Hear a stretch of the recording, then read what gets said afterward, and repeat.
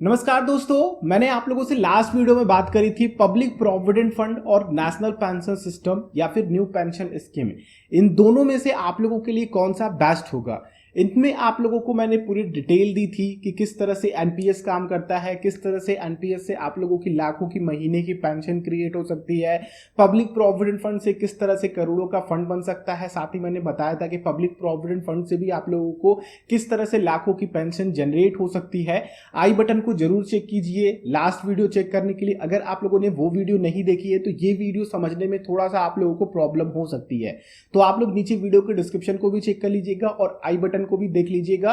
वहां भी मैंने आप लोगों को लिंक दे दी है लास्ट वीडियो की, जिसमें पब्लिक प्रोविडेंट फंड और एनपीएस के बारे में पूरी डिटेल बात करी है। थोड़ी सी 20 मिनट की वीडियो है, लेकिन पूरी डिटेल आप लोगों को उस वीडियो में मिल जाएगी। इस वीडियो में हम लोग क्या बात करने वाले हैं, इस वीडियो में हम लोग बात करने वाले हैं कि आखिर आप लोग अपना इन्वेस्टमेंट स्टार्ट करना चाहते हैं तो आप लोगों को कौन सा ऑप्शन पहले चूज करना चाहिए। देखिए, गवर्नमेंट एम्प्लॉयज के लिए तो ये मस्ट है कि उनको एनपीएस खोलना ही खोलना है, क्योंकि ओपीएस हट चुका है, उनके पास कोई ऑप्शन नहीं है। तो नेशनल पेंशन स्कीम सिस्टम या फिर न्यू पेंशन स्कीम उनको लेना ही लेना है। तो उनको हम लोग साइड में रख देते हैं, उनका जो फर्स्ट इन्वेस्टमेंट होगा वो एनपीएस ही होगा।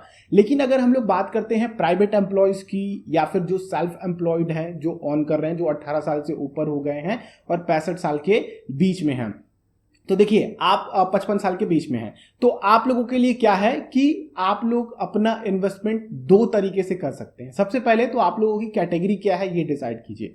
अगर आप लोग बिल्कुल भी रिस्क नहीं लेना चाहते हैं, ठीक है, अगर आप लोग बिल्कुल भी रिस्क नहीं लेना चाहते हैं, आप लोगों को गारंटीड रिटर्न मिले और 100% पैसे पे आप लोगों का पूरी सिक्योरिटी हो, तो आप लोगों को पब्लिक प्रोविडेंट फंड को चूज करना चाहिए। क्यों मैं ऐसा कह रहा हूं? एनपीएस में क्या है कि एनपीएस में आप लोगों का इक्विटी एक्सपोजर काफी ज्यादा है। अगर आप लोग अपने इक्विटी एक्सपोजर को चूज नहीं करते हैं तो डिफॉल्ट इक्विटी आप लोगों का एक्सपोजर आपके फंड में शामिल होता है, यानी कि आप लोगों का 70% तक का इक्विटी इन्वेस्टमेंट हो सकता है। तो फ्यूचर में अगर आप लोग बाई चांस मान लीजिए कि जो लोग 2014 में थे और जिन्होंने एनपीएस लिया, ठीक है, और उनको अभी रिटायरमेंट हो रही है, उनकी अभी रिटायरमेंट हो रही है, जो कि मार्च में रिटायरमेंट थे, ठीक है, अब उनको 60% अमाउंट विड्रॉ करना है। अब मार्केट इतना ज़्यादा डाउनफॉल आ गया तो उनका जो रिटर्न है, जो उनका पैसा जितना होना चाहिए था उतना पैसा उनको नहीं मिल पाता, क्योंकि इक्विटी में उनका इन्वेस्टमेंट था और इक्विटी काफ़ी ज़्यादा डाउन था। तो यहाँ पे उनको काफ़ी दिक्कत हो सकती है। तो आप लोगों को क्या करना है दोस्तों कि जो लोग इस तरह के डर से हैं या फिर फ्यूचर प्लानिंग कर रहे हैं कि भैया हमें इतने तक का फंड तो चाहिए ही चाहिए, हमको इतना गारंटीड चाहिए ही चाहिए, हमें रिटायरमेंट पे 1 करोड़ रुपए होना ही चाहिए, हमें रिटायरमेंट पे 2 करोड़ रुपए होना ही चाहिए, और उनके पास 20, 25, 30, 35 साल का इन्वेस्टमेंट प्लान है, तो उनको पब्लिक प्रोविडेंट फंड को चूज करना चाहिए। क्योंकि देखिए यहां भी बिल्कुल से आप लोगों को एक फिक्स्ड जो रिटर्न होता है ना वो नहीं मिलता है। इसमें भी आप लोगों की गवर्नमेंट चेंज करती रहती है। पब्लिक प्रोविडेंट फंड की मैं बात कर रहा हूं, जैसे कि अभी 7.1% है इंटरेस्ट रेट, अभी पिछले समय 7.9 था, फिर 8.1 था, और पब्लिक प्रोविडेंट फंड में 12% के भी इंटरेस्ट रेट थे। तो फिर धीरे धीरे फॉल आया कंडीशंस की वजह से, इकोनॉमिक कंडीशन की वजह से, इन्फ्लेशन की वजह से, जिस भी तरह की गवर्नमेंट कंडीशन रही है उस तरह से आप लोगों को पब्लिक प्रोविडेंट फंड या फिर जो भी पोस्ट ऑफिस की स्मॉल सेविंग स्कीम्स है उनमें चेंजेस करके आप लोगों को इंटरेस्ट रेट देते गए। लेकिन अगर हम लोग एक एवरेज देखते हैं तो पब्लिक प्रोविडेंट फंड ने 8% का एक एवरेज रिटर्न दिया है जब से ये लॉन्च हुआ है, लोग इसमें इन्वेस्टमेंट कर रहे हैं। वहीं पे अगर हम लोग बात करते हैं पब्लिक प्रोविडेंट फंड के अगर हम लोग बात करते हैं नेशनल पेंशन स्कीम के रिटर्न की, तो देखिए national pension scheme equity based है, डेब्ट भी बेस्ड है, मनी मार्केट में भी आपका इन्वेस्टमेंट होता है।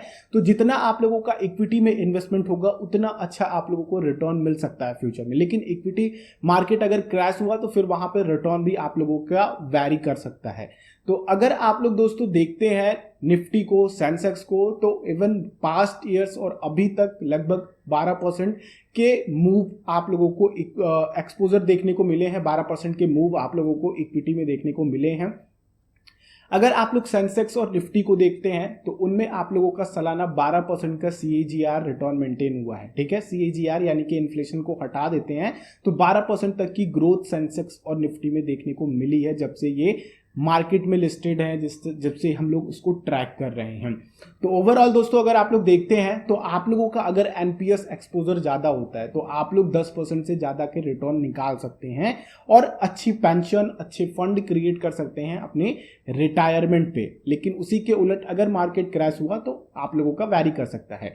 लेकिन दोस्तों अगर हम लोग देखें तो लॉन्ग टर्म में इक्विटी मार्केट काफी अच्छे परफॉर्मेंस दिए हैं, जो कि 10% से ज्यादा के रिटर्न्स निकल करके आए हैं। जैसा कि आप लोग सेंसेक्स और निफ्टी के ग्राफ्स में भी देख सकते हैं कि जितना फॉल हुआ है, अगर 20 साल पहले निफ्टी को देखते हैं उसकी उस समय क्या प्राइस थी और अभी इतना डाउनफॉल, इतने लॉकडाउन और इतनी महामारी के ग्लोबल क्राइसिस के बाद भी इतना डाउन आया कि 20 साल पहले का जो रिटर्न था और अभी जो रिटर्न है वो काफी बड़ा डिफरेंस है। ठीक है, तो दोस्तों आप लोग अगर लॉन्ग टर्म्स के साथ आ रहे हैं, ठीक है, तो आप लोगों को एनपीएस को चूज करना चाहिए। बाकी दोस्तों अगर आप लोग बिल्कुल सिक्योर चलना चाहते हैं रिटायरमेंट प्लानिंग के लिए तो आप लोगों के लिए पब्लिक प्रोविडेंट फंड एक बेस्ट ऑप्शन है इनिशियल इन्वेस्टमेंट के लिए। बाकी जो लोग गवर्नमेंट एम्प्लॉई हैं उनको भी अपना पब्लिक प्रोविडेंट फंड में इन्वेस्टमेंट जरूर बनाना चाहिए, क्योंकि जीपीएफ तो अब बंद हो गया आप लोगों के लिए प्रोविडेंट फंड, तो पब्लिक प्रोविडेंट फंड से बेहतर इन्वेस्टमेंट आप लोगों के लिए नहीं है। बाकी अगर मैं बात करूं जो प्राइवेट एम्प्लॉई हैं तो प्राइवेट एम्प्लॉय के लिए तो ईपीएफ है, ईपीएफ के ईपीएस है, ईपीएस में भी आप लोगों का इक्विटी एक्सपोजर है। अब ऐसा नहीं है कि आप लोगों का ईपीएस केवल डेब्ट मार्केट में या फिर फिक्स्ड इंस्ट्रूमेंट में निकाल करके आप लोगों का इन्वेस्टमेंट रिटर्न देता है, लगभग 8 पॉइंट कुछ करके आप लोगों का रिटर्न मेंटेन करके ईपीएफ में आप लोगों को मिल रहा है और ईपीएस से पेंशन भी अच्छी खासी मिल रही है, तो उसमें भी इक्विटी एक्सपोजर है। तो अगर आप लोग एनपीएस को चूज करते हैं तो मैं कहूंगा कि ये समझदारी नहीं है, आप लोग पब्लिक प्रोविडेंट फंड के ही अपना इन्वेस्टमेंट स्टार्ट करें। फिर बाद में अगर आप लोगों को लगता है कि हमें और अपना इन्वेस्टमेंट करना है और सेविंग करनी है तो एनपीएस की तरफ भी जा सकते हैं। तो आई होप दोस्तों आप लोगों को कुछ ये वीडियो हेल्पफुल लगी होगी। बाकी अगर हम लोग गोल्स की बात करते हैं, शॉर्ट टर्म्स गोल की, लाइक 15 साल की, क्योंकि देखिए शॉर्ट टर्म्स गोल ही माना जाएगा 35 साल के पास में, तो लिक्विडिटी के मामले में, गोल्स के मामले में, लाइक पढ़ाई वढ़ाई बच्चे की करानी है, बच्ची की शादी करानी है, तो इन दोनों ही मामलों में आप लोग दोनों का पैसा यूज कर सकते हैं। एनपीएस से भी आप लोग पैसा निकाल सकते हैं, पीपीएफ से भी पैसा निकाल सकते हैं।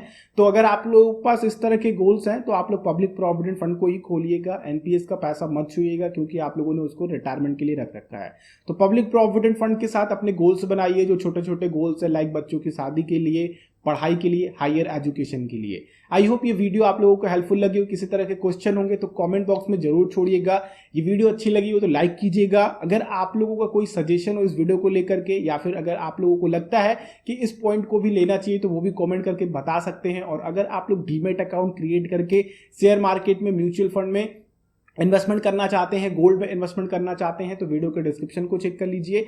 चैनल पे नए हैं तो चैनल को सब्सक्राइब कर लीजिए और बेल आइकन को क्लिक कर लीजिए। और हम लोग नेक्स्ट वीडियो मिलते हैं, क्योंकि मैं आप लोगों को इसी तरह की वीडियोस लेकर के आता रहता हूँ। कुछ ज़्यादा ही बातें हो गई आखिरी में। बाय बाय, जय हिंद।